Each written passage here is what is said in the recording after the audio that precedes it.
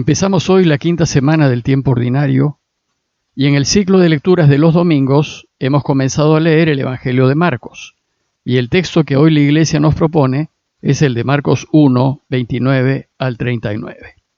El texto dice así: En aquel tiempo, al salir Jesús y sus discípulos de la sinagoga, fue con Santiago y Juan a casa de Simón y Andrés. La suegra de Simón estaba en cama con fiebre y se lo dijeron. Jesús se acercó, la cogió de la mano y la levantó. Se le pasó la fiebre y se puso a servirles.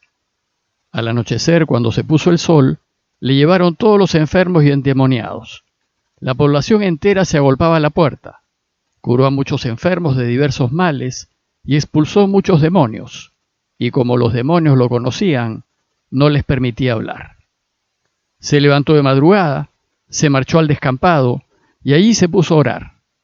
Simón y sus compañeros fueron y al encontrarlo le dijeron: «Todo el mundo te busca». Y él les respondió: «Vamos a otra parte, a las aldeas cercanas, para predicar también allí, que para eso he salido». Y así recorrió toda Galilea, predicando en las sinagogas y expulsando los demonios. El domingo pasado Marcos empezó a contarnos lo que Jesús solía hacer los sábados en Cafarnaúm. Y como les comenté, en este primer capítulo, Marcos nos presenta la agenda de Jesús en un día de sábado. Y vimos que su costumbre los sábados era pasarse toda la mañana en la sinagoga. Hoy Marcos nos va a contar lo que hacía desde el mediodía hasta el anochecer. El texto nos dice que ese sábado, al terminar la mañana, Jesús hizo lo siguiente. Primero llegó a casa y curó a la suegra de Pedro. Luego, al terminar el sábado, es decir, al anochecer, se puso a trabajar.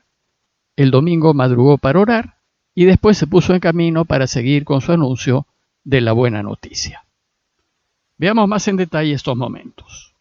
Primero, Marcos nos cuenta que al salir Jesús y sus discípulos de la sinagoga, fue con Santiago y Juan a casa de Simón y Andrés.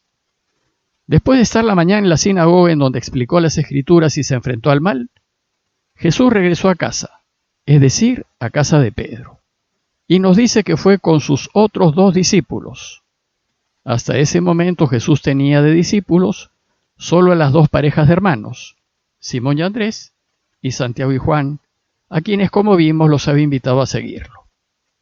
Y se supone que fueron a casa a almorzar, pues en sábado se podía comer, pero no se podía trabajar para comer.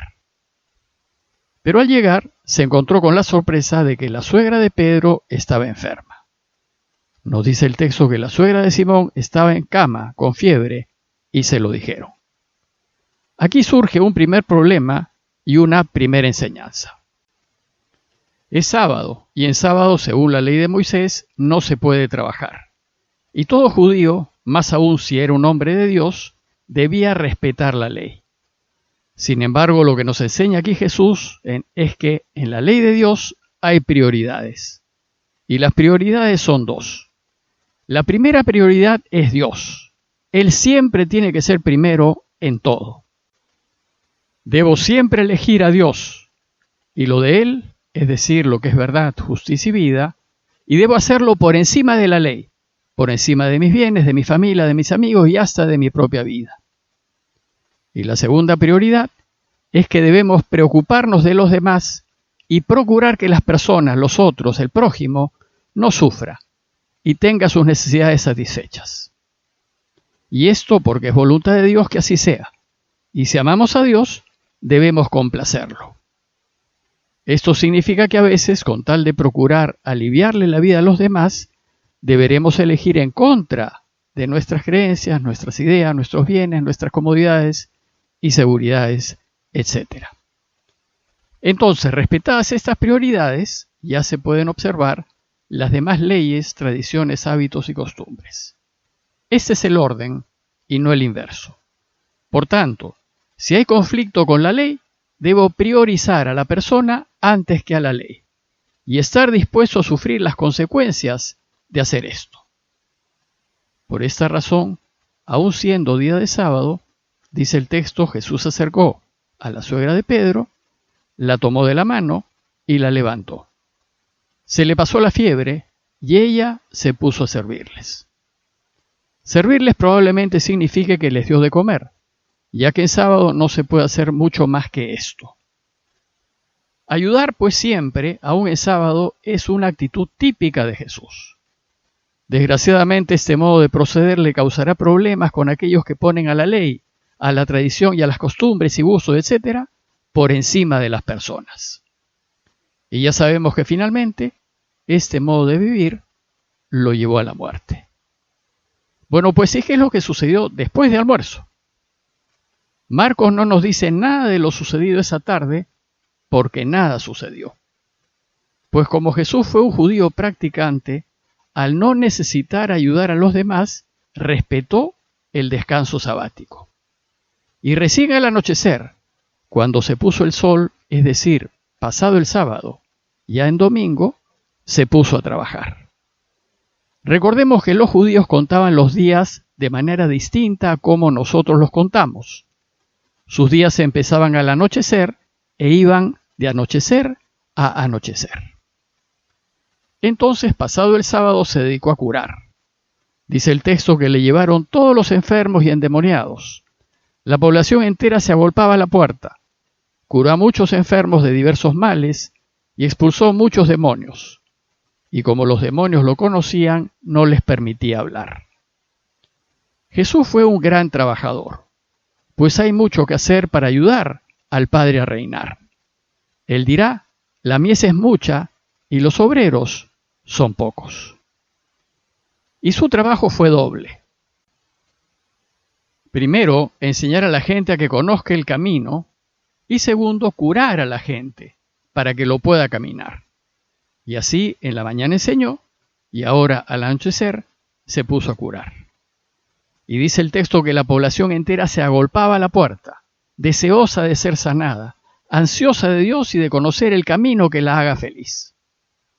Y son muchos los que lo buscan, la población entera, dice el texto, y que están dispuestos a pasar cualquier incomodidad o molestia, se agolpaban a la puerta por conocer las cosas de Dios.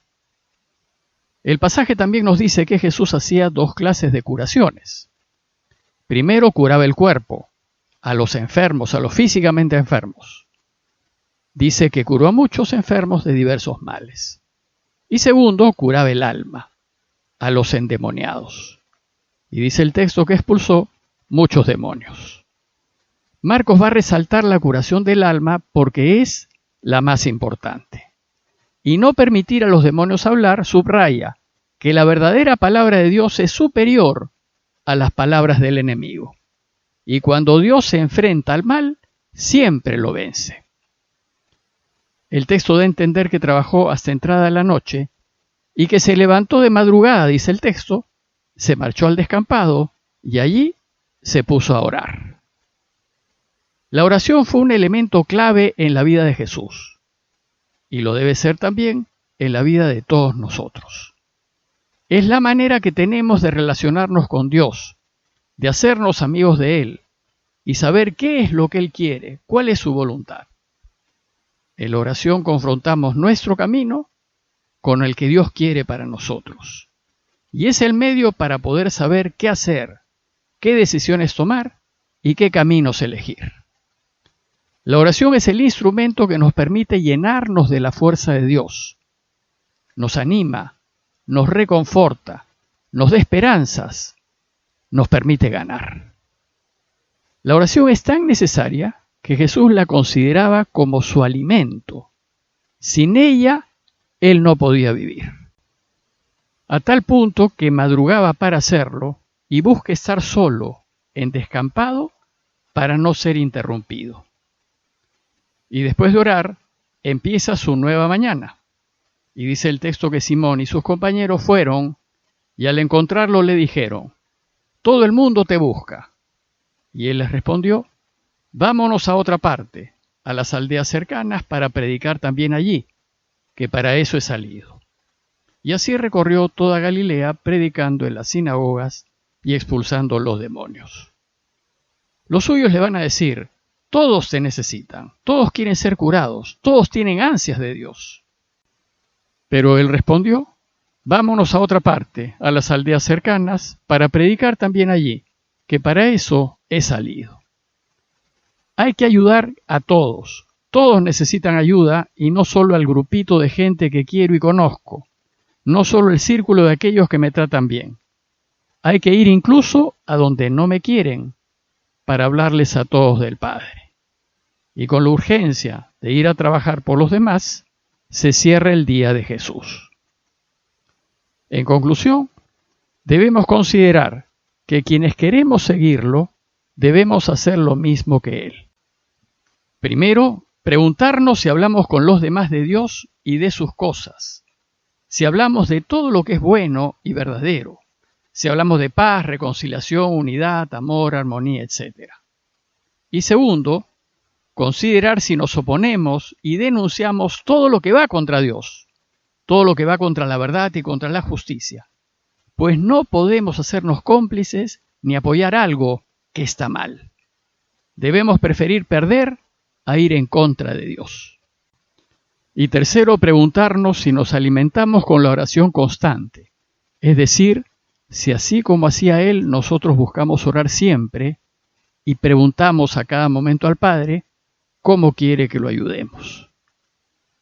Pidámosle pues a Dios su ayuda para que lo conozcamos más y para que nos preocupemos y trabajemos para que este mundo sea mejor. Parroquia de Fátima, Miraflores, Lima.